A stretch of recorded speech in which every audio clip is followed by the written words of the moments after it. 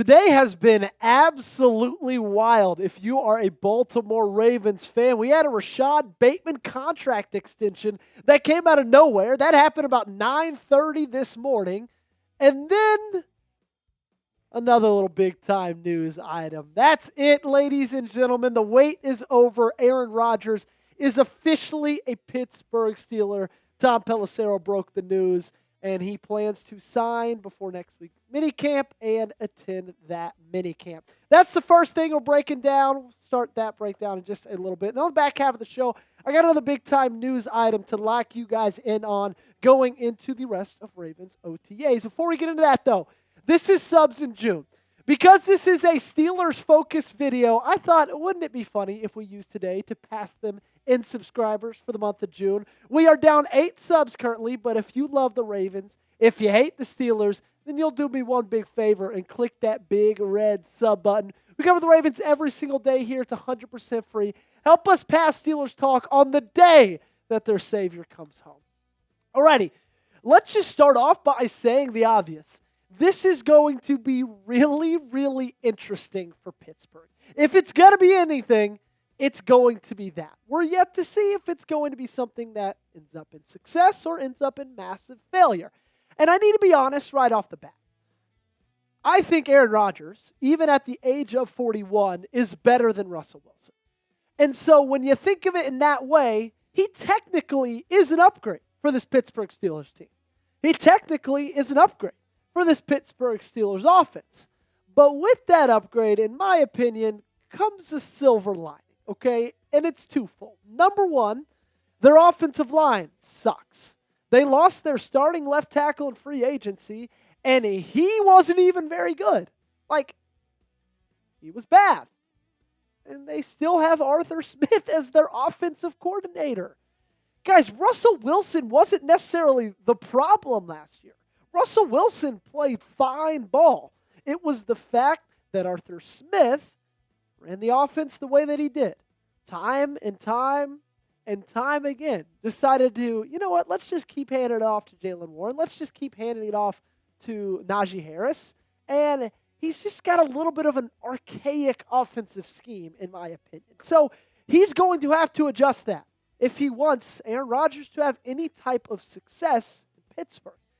And my take on this is Pittsburgh is the model organization when it comes to sports, when it comes to the NFL.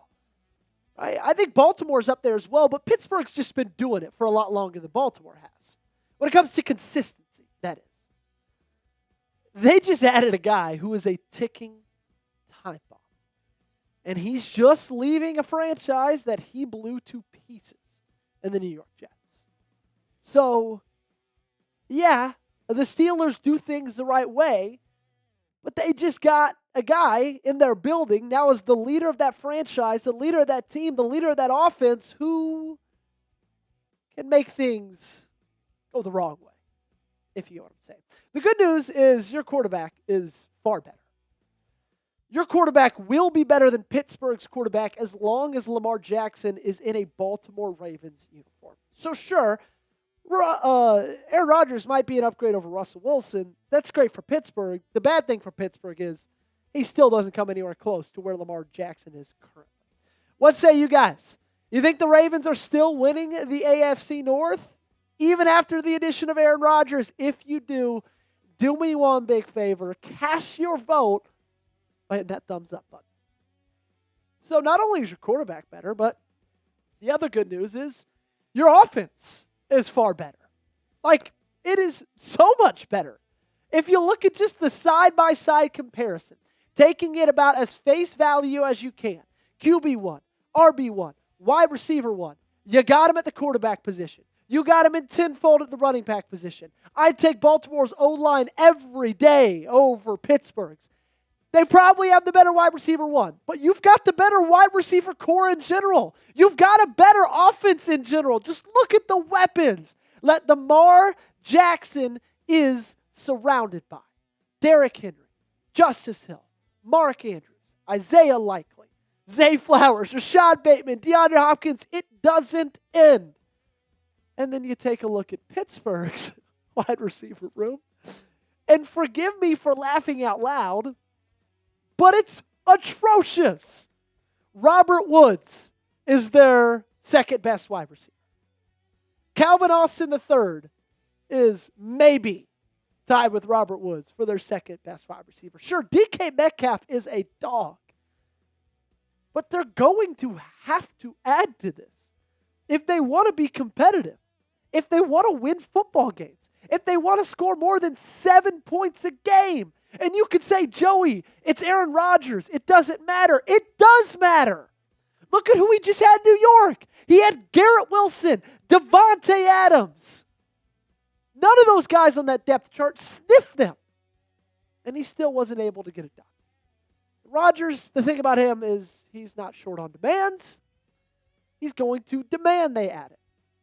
So my prediction, alrighty, and at the current time of this recording, it is June 5th, and I'm going to make sure I look at the camera when I say this. It is June 5th, 2025. Aaron Rodgers, just about 30 minutes ago, it was announced that he is signing with the Pittsburgh Steelers. My prediction, this ends up blowing up in Pittsburgh's faces, okay? And Rodgers is the person who tanks Mike Tomlin in that organization. You could screen record this. You can clip it. You can tweet it. You could do whatever you want. All I ask is if you do that, make sure to revisit it come around December. Who would you rather out of those two QBs? Would you rather have Lamar Jackson? Would you rather have Aaron Rodgers? Let me know in the comment section down below by typing either LJ or AR. Coming up, we got the second big-time news update to talk about, to go over, so don't you go anywhere. But if you are going to go anywhere, make sure to go to Prize Picks. I got a question, okay? Do you know ball? There's only one series left in the playoffs, and the championship is officially on the line. That means time is running out for you to put your final takes to the test on Prize Picks. It's the best place to cash in on your favorite sports. Take your pick of more or less for your shot to win up to 2,000 times your cash today. Prize Picks invented the flex play, which means you can still cash out if you're on your lineup, even if it isn't perfect. You can double your money even if one of your picks doesn't hit. And the great thing about Prize Picks is they do these awesome things where they'll just throw in a discount every now and then. They did it for the Super Bowl. They're doing it for the finals as well. Tyrese Halliburton going down to 13.5 points. A little bit of basketball discount drop. And if you want to see my lineup that I've got for the upcoming series, I have Shai Gilgeous-Alexander, more than 1.5 three-pointers made per game. I have Tyrese Halliburton, less than 9.3 assists per game, and Pascal Siakam, less than 20 points per game. Download the Prize Picks app today. Use code CLNS and get $50 instantly when you play $5. That's the code CLNS on Prize Picks. Get $50 instantly when you play just $5. You don't even need to win to receive the $50 bonus. It's guaranteed. The link to this promo is in the comments and in the description of today's video. Prize Picks, run your game. Alrighty, so the second news item on today's show, Jeff's Rayback. This is big time, folks. Says Zach Orr confirmed that Ravens are giving cornerback Jalen Armour-Davis a look at safety. Just part of trying to have as many versatile guys as possible in the secondary. Orr said that Armour-Davis might be the smartest guy in the defensive back room. And it's unexpected, but that doesn't mean it's not welcome. Like, I'm excited about that possibility. The interesting thing is once our Darius Washington went down in that injury, we looked at Bo Braid. We looked at Sanusi Kane in the safety room. We thought those are going to be the guys that step up. But now apparently it's Jalen Armour-Davis that they're asking to step up. A guy who was kind of buried on the cornerback depth chart. A guy that I kind of thought was honestly a coin flip to make this roster. Zach Orr looks at him. Zach Orr sees him. And he says, you know what? He's smart enough. He's talented enough. We're going to turn him into the quote-unquote replacement for a guy who was massive for this defense in 2024. And I'm not convinced he's going to play, 800 snaps in the season at that safety position. I don't think that's the case. But if he can be the guy, then I'm here for it.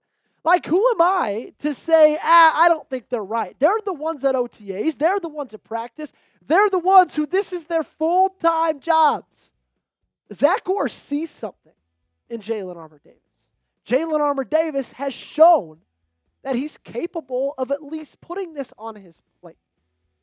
And who knows? Maybe being safety will work out better than being a cornerback. This, of course, hopefully will only have to be for the first 10 weeks or so, 11 weeks or so, because John Harbaugh smoked when OTA started and said that Ar'Darius Washington has a clean tear. And then AW told him that he'll be back in November.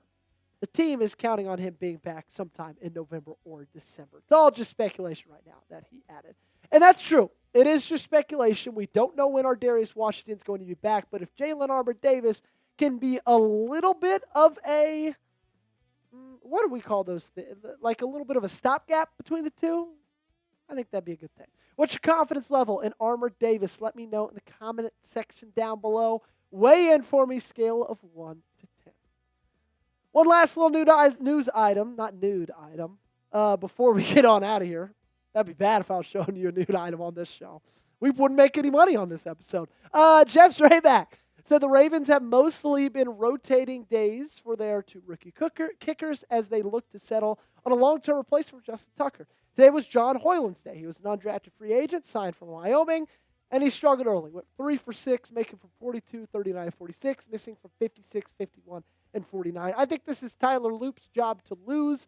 John Hoyland had a good day the other day. Today, not his day. Tyler Loop went perfect the other day, a 3 for 3, I'm pretty sure. And so that's kind of where the kicker battle sits right now. I thought that'd be interesting to add in.